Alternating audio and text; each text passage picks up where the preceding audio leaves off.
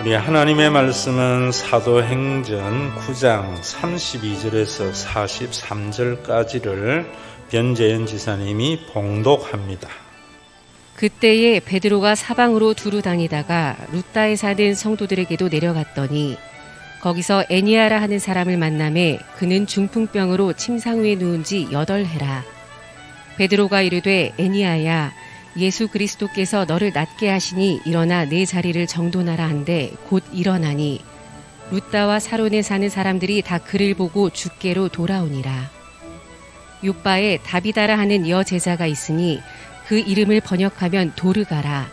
선행과 구제하는 일이 심히 많더니 그때에 병들어 죽음에 시체를 씻어 다락에 누이니라. 루따가 요빠에서 가까운지라 제자들이 베드로가 거기 있음을 듣고 2 사람을 보내어 지체 말고 와달라고 간청하여 베드로가 일어나 그들과 함께 가서 이르매 그들이 데리고 다락방에 올라가니 모든 과부가 베드로 곁에 서서 울며 도르가가 그들과 함께 있을 때 지은 속옷과 겉옷을 다 내보이거늘 베드로가 사람을 다 내보내고 무릎을 꿇고 기도하고 돌이켜 시체를 향하여 이르되 다비다야 일어나라 하니 그가 눈을 떠 베드로를 보고 일어나 앉는지라. 베드로가 손을 내밀어 일으키고 성도들과 과부들을 불러들여 그가 살아난 것을 보이니 온 요빠 사람이 알고 많은 사람이 주를 믿더라. 베드로가 요빠에 여러 날 있어 시몬이라 하는 무두장의 집에서 머무니라. 아멘. 우리 사도행전을 크게 나누면은 1부, 2부가 됩니다. 오늘 1부가 끝나는 대단원의 장인데요. 뜬금없는 사건이 기록되어져 있습니다. 본문에 있는 대로 루따라고 하는 지역, 예루살렘에서 서편 지중해 중간 가는 중간쯤 있는 지역에 있는 도시입니다. 애니아라고 하는 사람이 있었는데 그는 중풍병 걸린 지가 8년 정도 되었다. 그런데 베드로가 전도를 하러 다니다가 루따에 갔을 때 애니아를 보고 기도하니까 애니아가 중풍병에서 나음을 얻었다. 이 사건 때문에 루따에 있는 많은 사람들이 예수를 믿게 되었다라는 것이고요. 또 거기에서부터 지중해 연안으로 해변가로 가면은 요빠라는 곳이 나옵니다. 그 요빠에는 다비다라고 하는 여제자가 있었는데 죽었어요.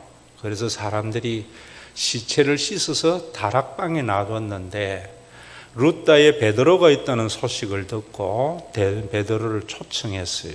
그래서 베드로가 와서 역시 다비다에 일어나라 라고 하니까 죽은 다비다가 일어났다. 그래서 많은 사람들이 이 사건으로 인하여 예수를 믿게 되었다라는 겁니다. 여러분들이 이 말씀을 보면서 정말 오늘날에도 이와 같은 표적과 기사가 있어서 많은 교회가 부흥하고 성장하라고 이 말씀이 기록이 되어졌는가? 여러분, 이런 부분에 대한 정확한 입장이 있어야 됩니다. 물론 이 성경 본문을 가지고 크게는 2 교리적인 입장이 대립을 합니다. 하나는 지금도 목회를 하면서 이런 표적을 중심으로 해서 부흥회하고 기도하고 이래서 교회를 성장시키고 부흥시키려고 하는 교단이 있는가 하면은 또 한편의 교단, 제가 나온 사당동 총신 같은 데에서는 지금 여러분 이렇게 죽은 자가 살아난다는 건 너무 허황된 일이잖아요. 그래서 이 성경을 보면서 또 성경에 기록되어져 있기 때문에 이건 분명한 역사적인 사실인데 어떻게 해야 되느냐라고 할 때에 그 교단의 입장에서는 뭐라고 하는가 하면은 성경에 나오는 모든 기적은 사도행전으로 이제 끝났다. 이제는 그 기적에 의한 표적을 보면서 예수를 믿는 것과 같이 표적을 일으키려고 하지 말고 예수를 믿으면 된다라고 하는 것이 대립이 되어 있어요. 저도 이번 주에 가을이 깊어져서 강원도에 이제 등산 겸 요즘 제가 매일 많이 걷는데 당뇨가 좀 심해지는 것 같아요. 그래서 가는데 앞에 한 무리가 이렇게 올라가더라고요.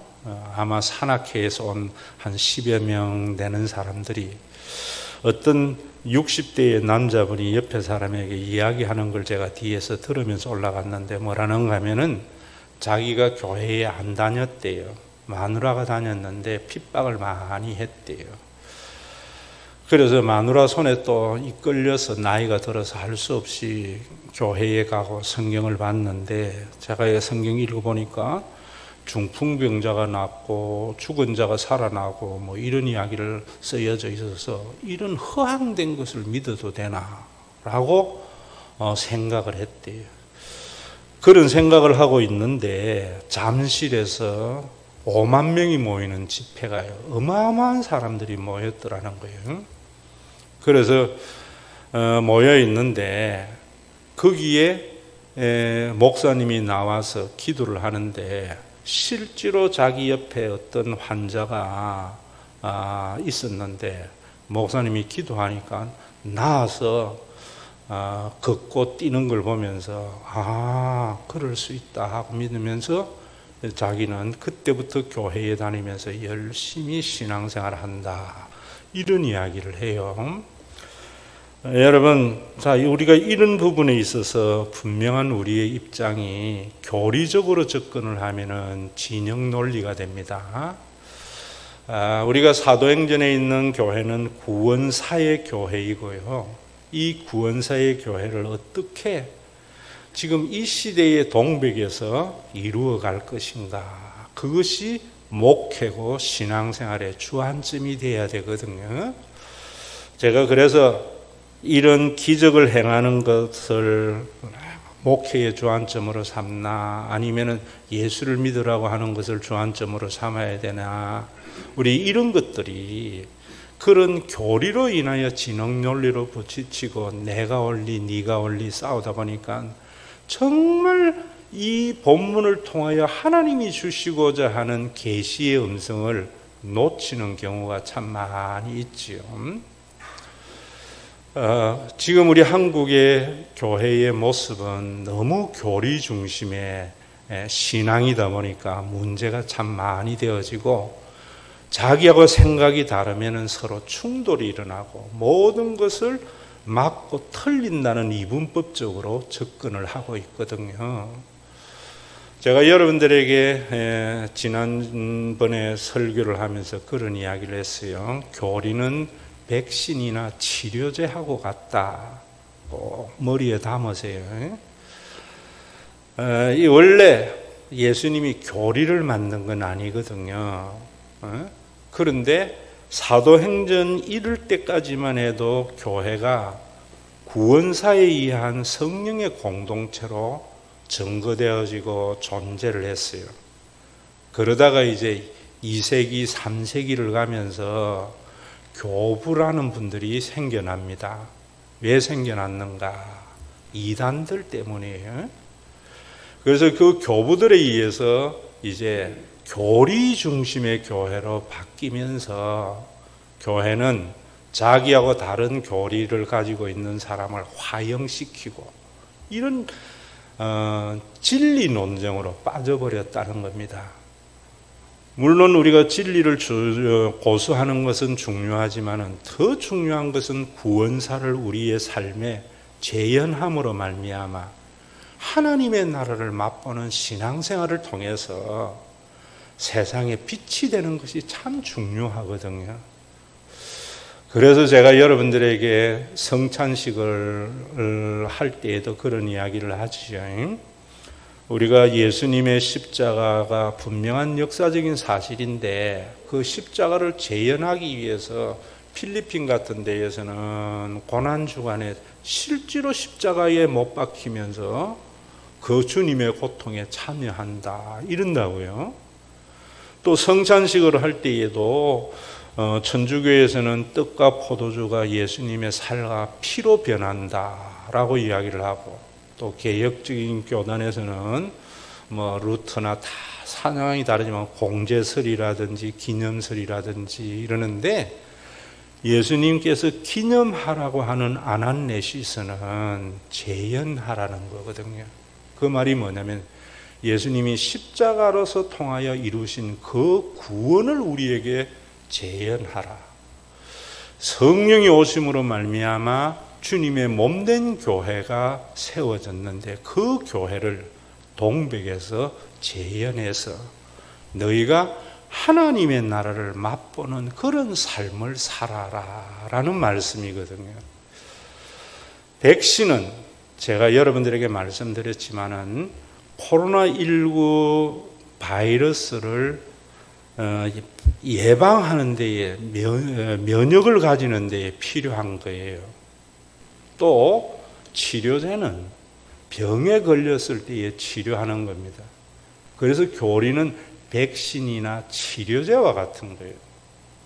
그런데 여러분들이 백신과 치료제를 주식으로 삼는다면은 그건 잘못된 거잖아요.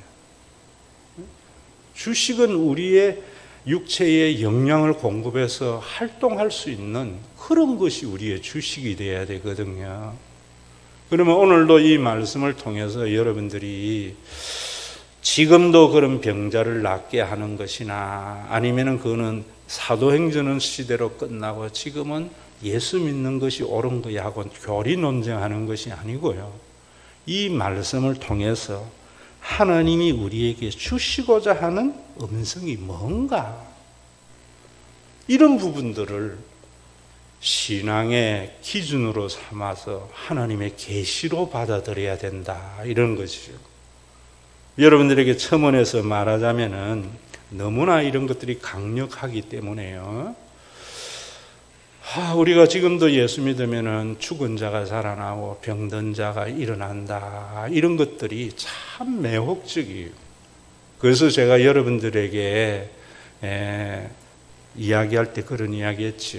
요즘은 제가 당뇨가 좀 심해져서 많이 걷습니다. 그래서 가끔 저 민속촌에 가서 걷는데, 민속촌은 참 좋아요. 왜냐면 그 느낌이 좋은 게, 그 길을 걸어가면 꼭 시골에 우리가 걸었던 마당에 그런 느낌이 있어요.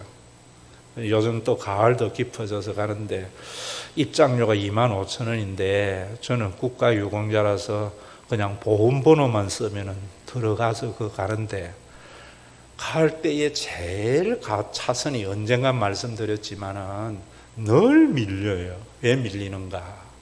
그 차선에 가면은 로또 판매점이 있어요. 몇 달 전에 설교할 때 제가 11명의 1등이 났다 하던데, 이번에 보니까 22명이 났다고 기록이 되어져 있어요. 여러분, 그걸 볼 때에 그 사람이 거기에서 로또 22명 1등 당첨이라는 것이 정말 여러분들에게 행운을 주려고 하는가? 아니면은 여러분들의 호주머니를 노려서 와서 사라고 하는가? 저는 후자라고 봐요. 왜냐하면 제가 물어보니까 24시간을 풀 가동해서 돌려가지고요, 지방에도 다 보내는데, 그곳에는 어떤 사람은 수백만 원어치씩 산다는 거예요. 그러니까 그 수많은 사람들이 그곳에 사기 때문에 일정 당첨 확률이 어느 판매점보다 높은 거지요. 그렇기 때문에 제가 그렇게 신앙생활 하는 것이 아니다. 병 나으려고 하고 죽은 자가 살아나려고 하는 것은 얼마나 많은 사람들이 그 믿음에서 신앙적 억압과 학대를 당하는 그 고통 속에서 한두 명이 그런 일들을 가지고 유혹하는 것은 결코 여러분들에게 예수 그리스도의 구원을 주려고 하는 것이 아니다. 저도 한 번씩 로또는 사는데 거기서 안 사요. 편리한 데 사는데 왜 사는가? 두 가지. 하나는 사니까요. 한 5천 원짜리 하나 넣어놓으니까 한 주간의 삶이 편안해요. 또 그리고 로또를 왜 복권을 만들었어요? 행운을 주려고 만든 것이 아니라 사람들에게 불우이웃돕기 성금 내려고. 여러분들이 그 얻은 소득은 항상 사회의 약자들, 어려운 사람들에게 주거든요. 그래서 그 동참하는 마음으로 일거양득으로 저도 사거든요. 그것이 참여하는 것이죠. 예수를 믿는 것도 마찬가지입니다. 병 나려고 하는 것은 여러분, 그 신앙이 주식이 되는 순간 그런 교회 가보세요. 신앙에 올인하는 사람 너무 많습니다. 그런 것도 없다고 이야기를 해버리면은 로또 사지 말라고 하는 거하고 똑같은 거예요. 그러면 하나님이 이 말씀을 일부의 대단으로 마치는데 이 말씀이 왜 우리에게 기록되어지고 이랬느냐? 저는 그걸 생각하면서 고민을 하고 있는데, 요 최근에 여러분 큰 장례식이 두 개가 있었지요. 하나는 세계에서 제일 큰 교회를 만들었다고 하는 목사님이 돌아가셨고, 또 하나는 뭐 서거니 뭐니 이런 논쟁이 있는 노태우 장군이 돌아가셨어요. 대통령 지금 박탈당했기 때문에 내가 장군이라고 하는데, 그 장례식을 보면서 이래서 이렇구나 라는 생각을 했어요. 여러분, 일본의 먼저 그게 애니아의 사건을 보면은 약간의 알레고리한 해석이 필요한데요. 8년 동안 중풍병에 걸렸던 사람이에요. 중풍병이 어떤 병입니까? 남의 도움 없이는 살아갈 수 없는 사람이에요. 남의 도움 없이 살아갈 수 없는 그 중풍병자가 베드로가 애니야야, 예수가 너를 낫게 하시니 일어나 내 자리를 정돈하라 라고 하니까 일어났어요. 무엇을 의미하는가? 성경을 여러분들이 볼 때에 구원이라는 게 뭔가 하는 것을 아셔야 돼요. 모든 성경에 있는 내용은 하나님의 나라를 우리 가운데 이루라는 거예요. 땅에서 여러분들이 하나님의 나라를 맛보는 신앙생활을 하다가 재림과 함께 온전한 하나님의 나라에 들어가라는 것이 성경이에요. 그럼 그 하나님의 나라를 어떻게 맛보는가? 성전, 하나님의 거룩한 임재가 있는 성전, 거기서 제사를 통해서 하나님과의 관계가 회복되는 것이거든요. 유대교가 구약에서 이런 성전의 기능을 상실해버렸어요. 그저 돌로 지은 예배당을 성전이라고 그러고 짐승 잡는 것을 제사라고 하고, 그것 하려고 많은 사람들에게 헌신과 수고를 요구하고 로또 사라고 하듯이, 그래서 제2신 성자 예수님이 오셔서 성전의 기능을 완전히 이루신 것이 십자가의 사건이고요. 그래서 제가 완료형의 믿음을 가지세요 하고, 성령을 왜 보냈는가? 교회를 만드신 거예요. 제가 여러분들에게 말하는 교회는 눈에 보이는 이런 교회 말고요, 신과 회복이 있는 교회 안에 눈에 보이지 않는 불가시적 구원 사이에서 우리에게 선물로 주신 교회가 존재하는 거예요. 그 교회는 어떤 교회인가? 한마디로 말해서 종교적인 과업을 성취하기 위해서 여러분들이 헌신을 요구하는 것이 아니고요, 우리가 죽어서 가는 그 천국을 맛을 보게 하기 위해서, 그 맛이 너무나 좋아서 그 천국을 소망하도록 선물로 준 거거든요. 그래서 저는 여러분들에게 우리 교회에서 3,000명 선교사 파송하고 뭐하고 성전 짓고 이러지 않고요. 교회를 통해서 맛본 천국이 너무나 좋아서 주 예수여 어서 오시옵소서. 교회에서 맛본 천국이 너무나 좋아서 이웃에게도 맛보게 하자. 이런 말씀을 드리는 거예요. 그러면 우리가 이런 교회를 든든히 세워나가서 천국을 맛보게 하려면 오늘 일부 대단원에서 애니야의 사건을 준 것은 여러분들 각자가 중풍병 걸린 애니야와 같이 다른 사람의 늘 손을 타는 사람, 늘 다른 사람의 도움을 받는 그런 신앙에서 치유함을 받아야 된다는 거죠.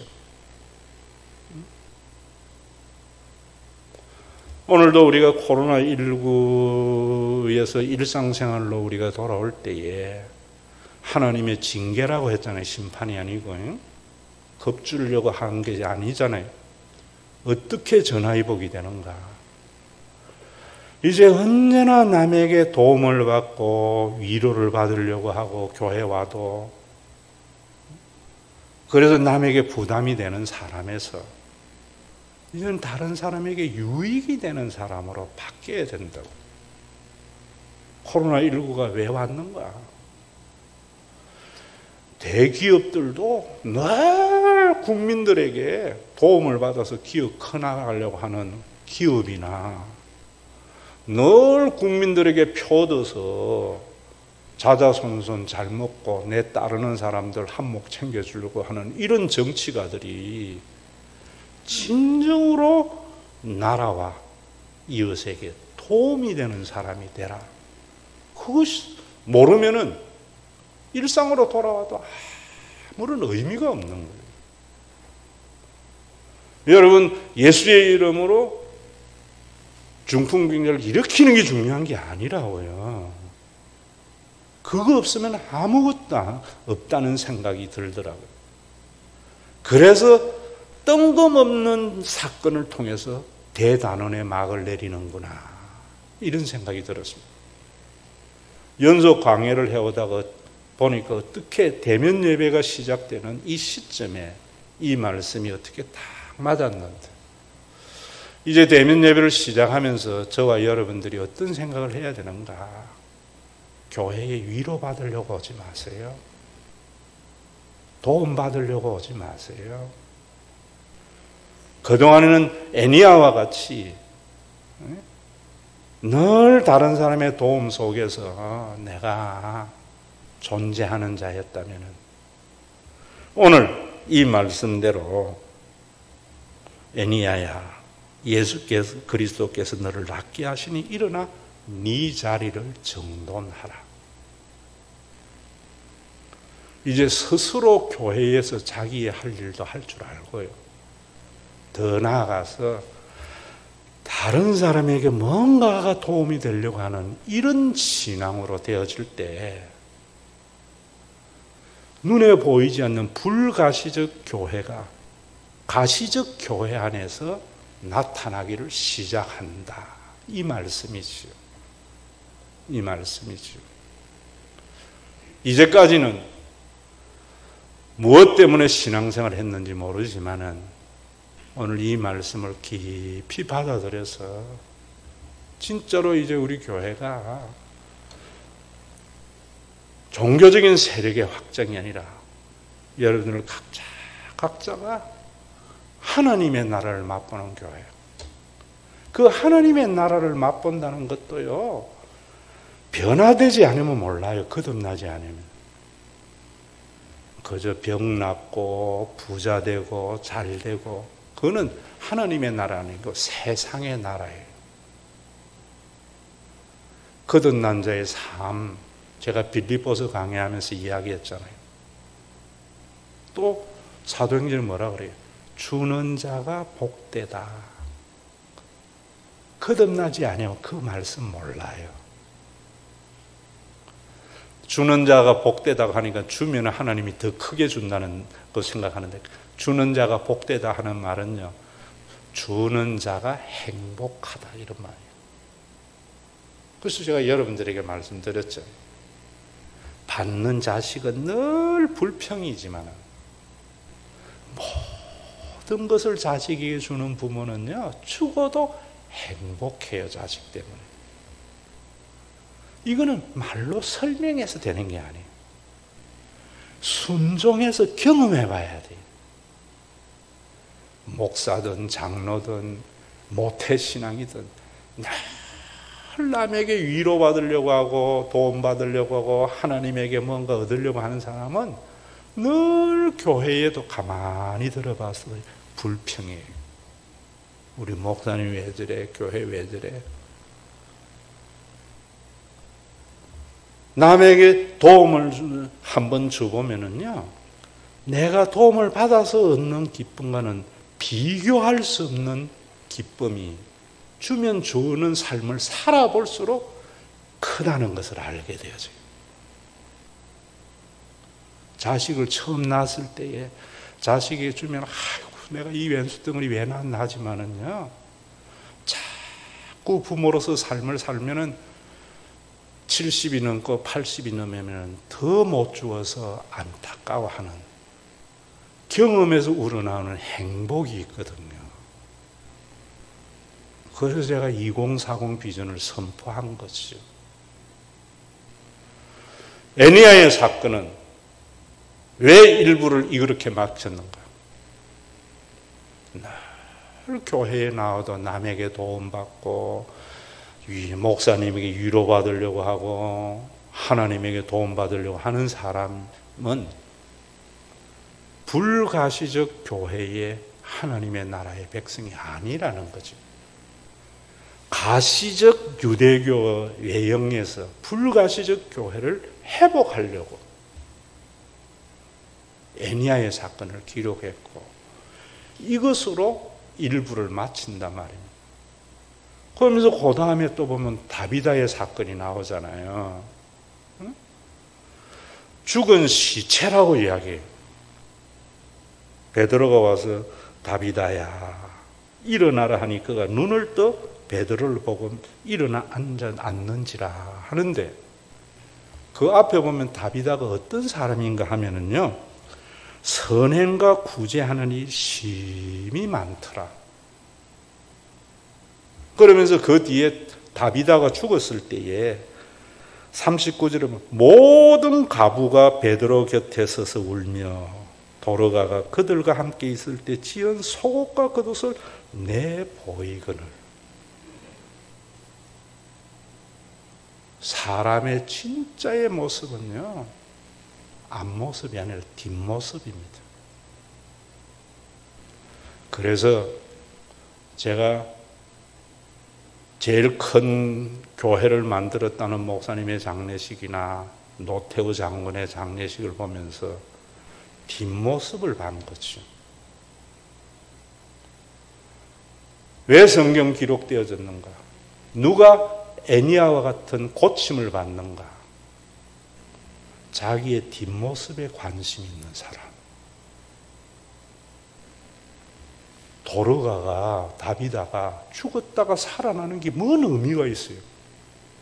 또 죽는데. 병에 걸리면은 목사님들이 가서 히스기야 이야기 하잖아요. 히스기야는 봐라. 하나님 앞에 하나님 내가 하나님 앞에 선한 일 한 것만 추억해서 기억해서 나를 살려달라고 눈물로 기도할 때 하나님께서 그 기도를 들으시고 그에게 생명을 15년 연장했다.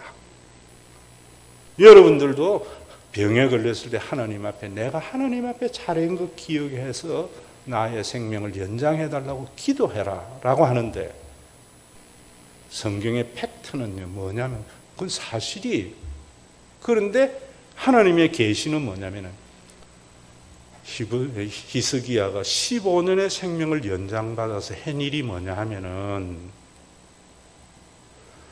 바벨론의 사신에게 내탕고 보여져서 바벨론의 침공의 빌미로 삼음으로 말미암아 유다의 종말을 고하게 되는 단초의 역할을 했던 사람이에요. 히스기야는 차라리 그때 죽었어야 되는 거예요. 왜 하나님께서 해줬는가? 히스기야와 같은 어리석은 신앙생활 하지 말라고.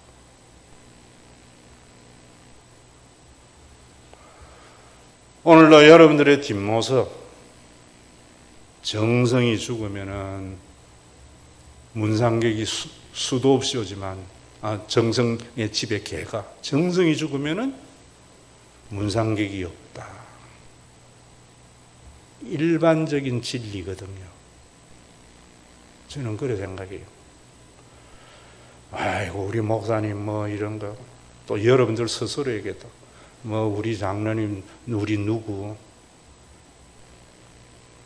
그런 것에 현혹되지 마세요. 내가 모든 것을 잃어버렸을 때, 그때 사람들이 나를 어떻게 하느냐. 그것이 진정으로 내 뒷모습을 보면서 사는 삶입니다, 여러분. 신앙생활은 남에게 앞모습 보여주는 것이 아니라 자기의 뒷모습을 보면서 살아가는 것이 신앙생활입니다. 사실인지 아닌지는 모르겠습니다만은 세계 최대의 교회를 이루었다고 하는 그 목사님의 장례식에 목사님들끼리의 풍문에는 조문객이 70만 명의 교인들이 있다고 하는데 조문객이 없어가지고 부교육자만 해도 수백 명이거든요. 뺑뺑이 돌렸다 이러더라고요. 그 말을 들은 그 다음날 아침에 그 교회에서 발행하는 신문 국민일보를 쭉 보냈는데 글이 뭐냐면은 목사님의 장례식에 수많은 조문객이 줄지어서 조문했다는 게 있더라고요. 두 개를 연결해 보니까 그래서 해명글을 쓴 거구나.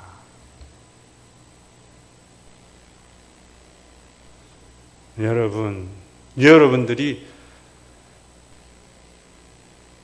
교회를 떠났을 때, 죽었을 때, 다 잃어버렸을 때, 여러분들의 뒷모습은 어떻는가?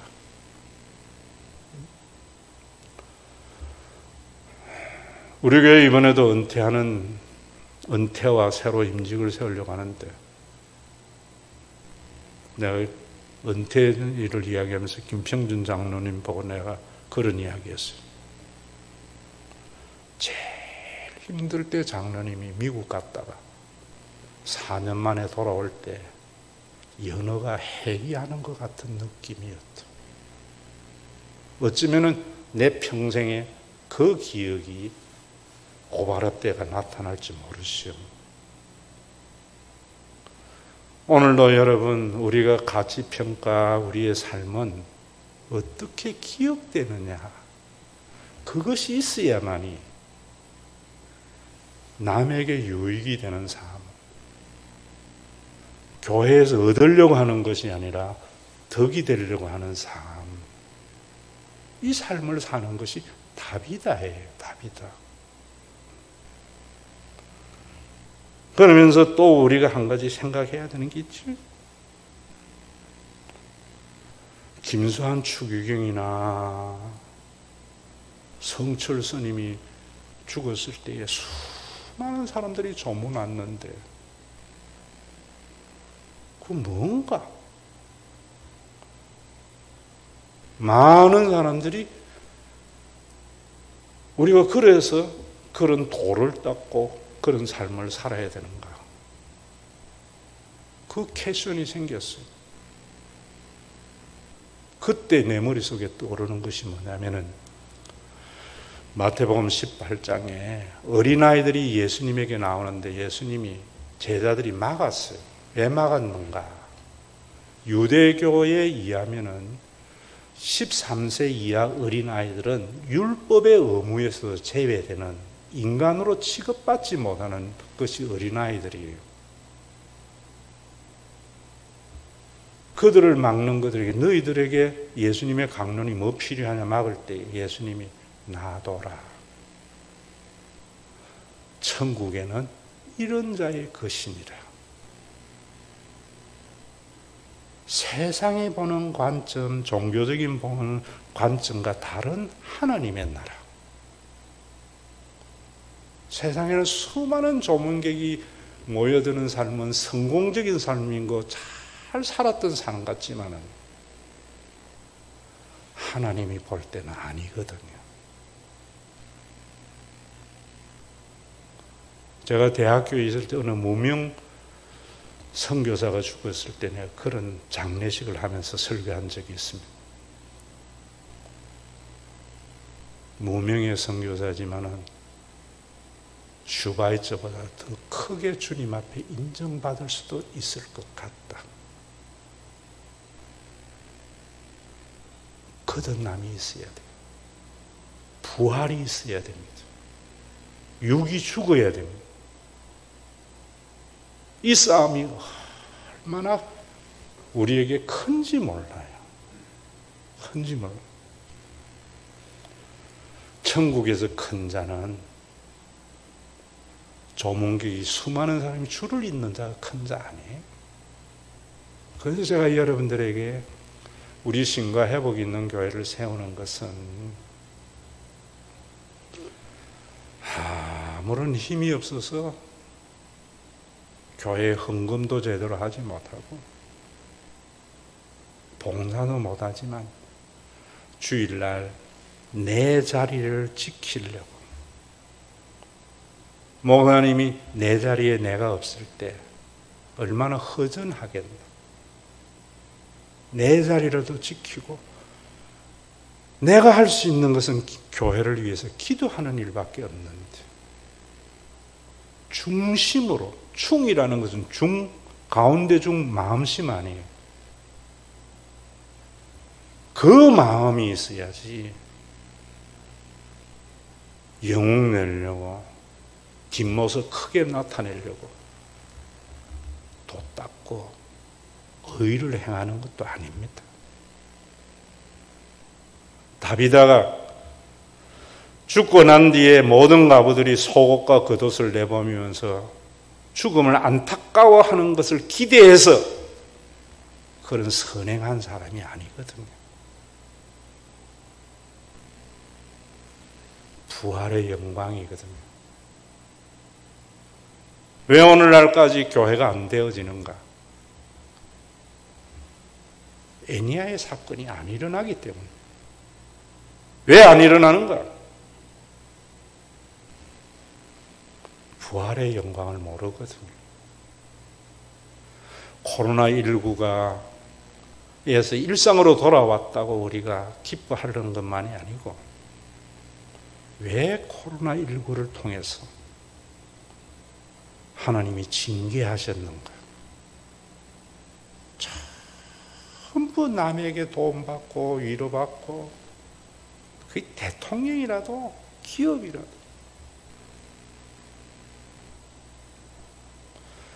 그런 대한민국 전 세계에 자기 나라만 부강한 나라가 되려고 하는 극도의 이기적 국가주의, 그거 깨뜨리려고. 왜 일부의 대단원의 애니야와 다비다의 사건으로 일부를 마치는가?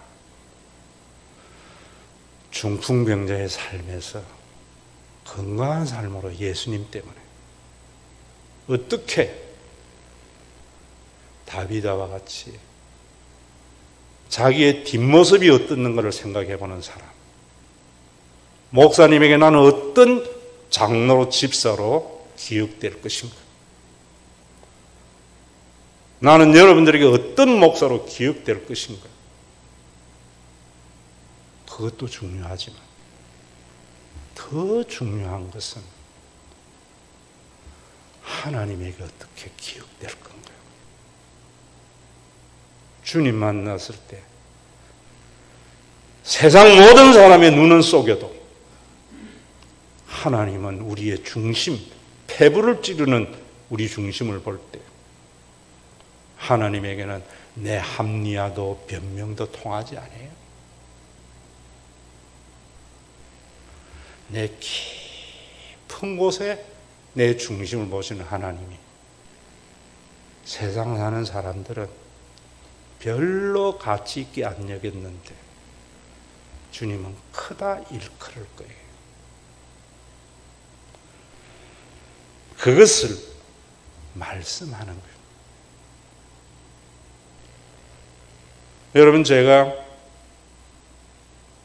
성경 보면서 다비다와 애니야를 보면서 갈라디아 6장 6절의 말씀이 생각이 났어요. 성경 해석 잘 알아잖아요. 잘못하면 너무나 잘못된 신앙이 나와요. 갈라디아서 6장 6절이 뭡니까? 가르침을 받는 자는 가르치는 자와 모든 것을 좋은 것을 함께 하라요.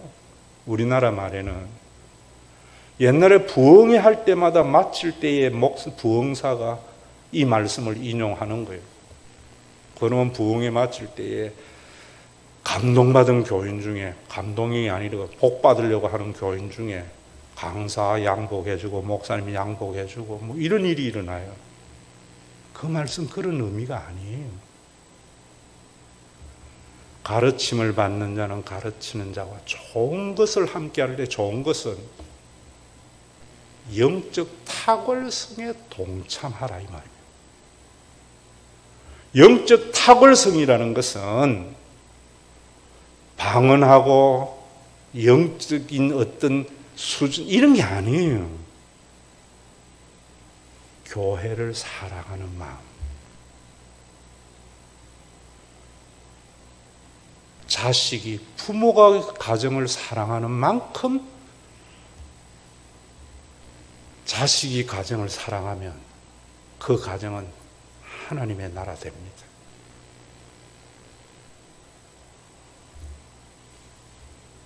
종교인 말고요, 진짜 하나님의 부르심을 받은 가르치는 목사만큼 장로와 교인들이 사랑하면은 그 교회 하나님 나라를 맛보는 교회 됩니다.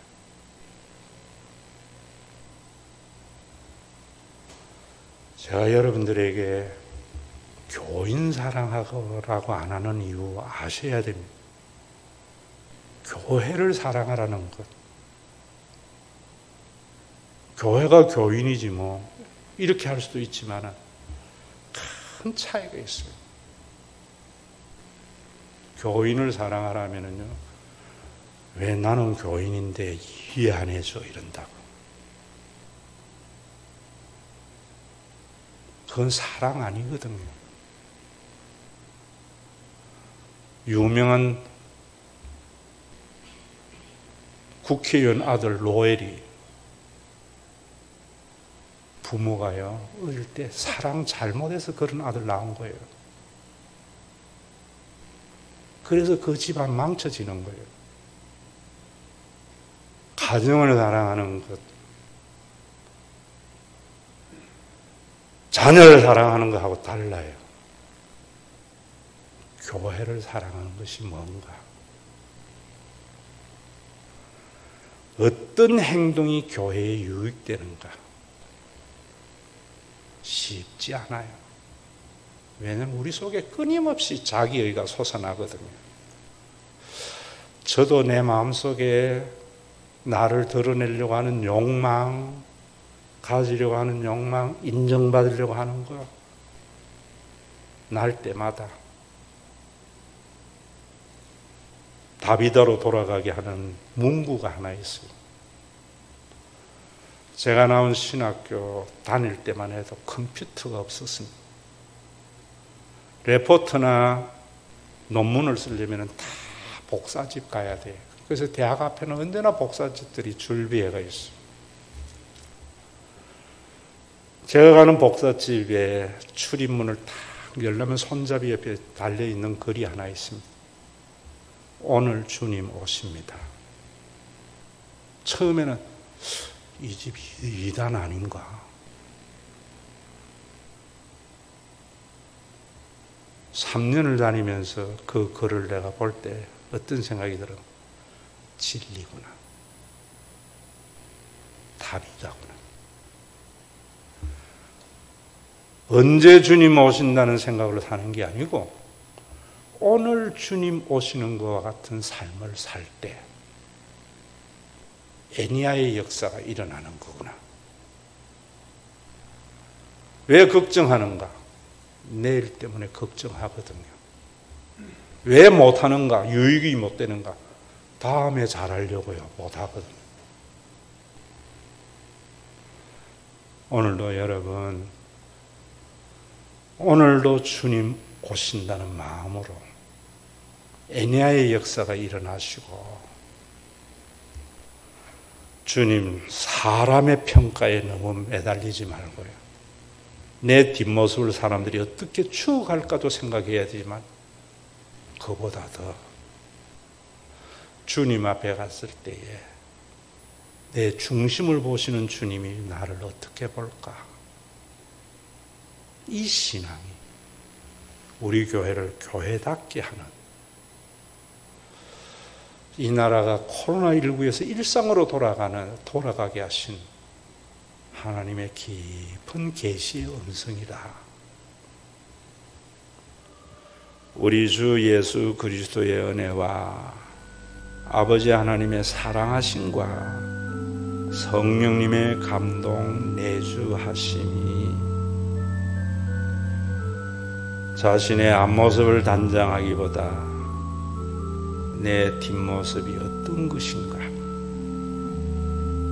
사람들의 조문 평가보다는 우리의 마음의 중심을 꿰뚫어 보시는 하나님 앞에 중심으로 신앙생활함으로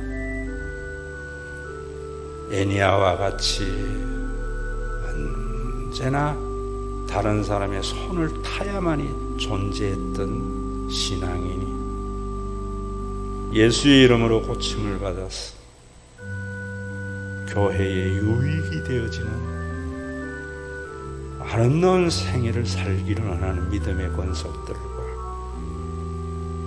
이들이 모여 있음으로 말미암아 스포트라이트를 받는 일을 했을지라도 어깨에 힘줄 것도 없고 다른 사람들의 눈에는 미미하게 보일지라도 기죽을 것도 없는 하나님의 나라를 맛보게 하는 신과 회복이 있는 교회 위에 알곡과 가라지를 가들어 주님이 다시 오시는 그날까지 함께 있을지어다.